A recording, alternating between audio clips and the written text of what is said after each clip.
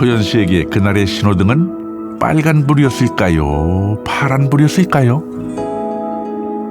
퇴사를 하던 그 마지막 날이 아직까지도 눈에 선한데요. 특히 어머니는 큰 회사를 다니는, 이름만 아는 대기업을 다니는 막내딸에서 갑자기 왜 편한 길을 놔두고 힘든 일을 걸어갈까? 도시에선 누구보다 활기차고 즐거운 사람으로, 시골에서는 내면의 고요와 마주하는 수도사처럼 박소연 씨의 소란하지만 잠잠한 이중 생활이 궁금합니다. 모두 저마다의 일터로 향하는 시간.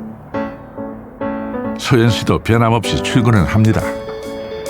다만 1년 전엔 지금보다 더 높은 빌딩에 더 넓은 사무실로 출근했었다는 게 변화라면 변화겠죠.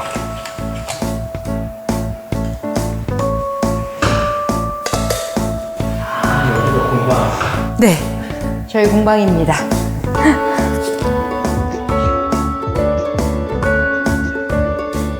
일 년 전보다는 낮고 작고 좁아도 이곳은 오롯이 그녀의 손길로 채워낸 목수 박소연만의 공간입니다. 바쁜 회사 생활을 하면서도 꾸준히 목공을 배워온 소연 씨. 사실 처음엔 그저 취미였습니다. 하지만 하루하루 손노동의 정직함에 매료되었다고 하는데요. 결국 나무의 나이트처럼 그녀의 삶에 진한 나무 향기가 스며들었습니다. 근데 이제 목공이라는 거를 배우면서 이 일은 제가 이제 늙어가면서 저랑 함께 지속적으로 같이 해나갈 수 있는 일이라는 게 생각이 들어서 그때부터 본격적으로 3년 동안 퇴사 준비를 해서 목공을 배우고 여러 가지 준비를 끝낸 다음에 제2의 직업으로 목수가 되기로 결심했습니다. 평생 짝이 되는 친구. 나의 반려동물과 함께 쓸 가구를 만든다는 건 서로의 삶에 귀한 한 토막을 떼어주고 두고두고 간직하려는 마음입니다. 사람이 이렇게 앉아 있으면 여기 뒤에서 숨숨집으로 들어가서 쉬기도 하고 이 캣타워에 올라가서 쉬기도 하고요. 그리고 여기서 이제 요 손뭉치 같은 손으로 저를 툭툭 치기도 합니다. 굉장히 귀엽게. 불과 1년 전까지 그녀는 유명 커피 회사의 매출 상승을 위해 매일 숫자와 엎치락 뒤치락 씨름을 했습니다. 1mm 차이만 나도 뒤틀리는 원목하고, 어찌 보면 회사원일 때와 하는 일은 바뀌었지만 결국 숫자와의 싸움은 마찬가지로군요.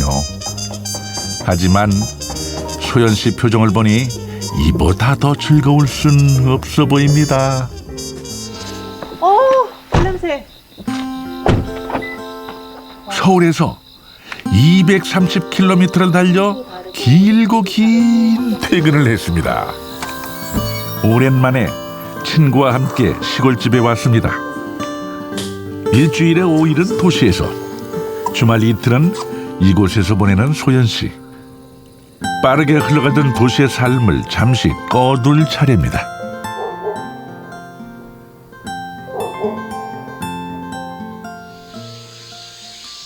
다음 날 시골의 하루가 반짝 켜졌습니다. 지난밤 소연 씨의 말대로 눈 떠보니 전혀 다른 풍경이 기다리고 있군요. 이 집을 처음 만난 건 1년 전. 마치 정글처럼 자풀로 뒤덮인 마당하며 살림살이가 그대로 남아있던 낡은 집이 그녀는 왜 그리 좋았을까요? 제가 이 집이 마음에 들었었던 이 산들이 저를 감싸고 있는 듯한 느낌이 좋았기 때문에 이 모습을 어디서든지 보고 싶었습니다. 일주일 만에 내려온 시골집엔 소소하게 할 일이 지천입니다. 동네 고양이 녀석들 밥도 챙기고, 무섭게 자라나는 잔디도 기세를 단단히 꺾어줘야 합니다. 이야, 벌써 눈과 귀가 시원합니다. 역시 금산을 금수강산이라 부르는 이유가 있었군요. 이거 거의 뭐 자연인이라는 느낌이야?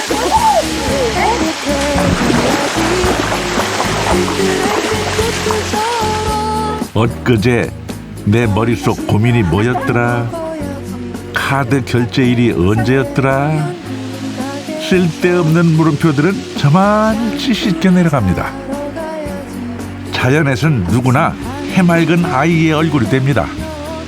친구 덕에 잊고 있던 서로의 얼굴을 마주합니다.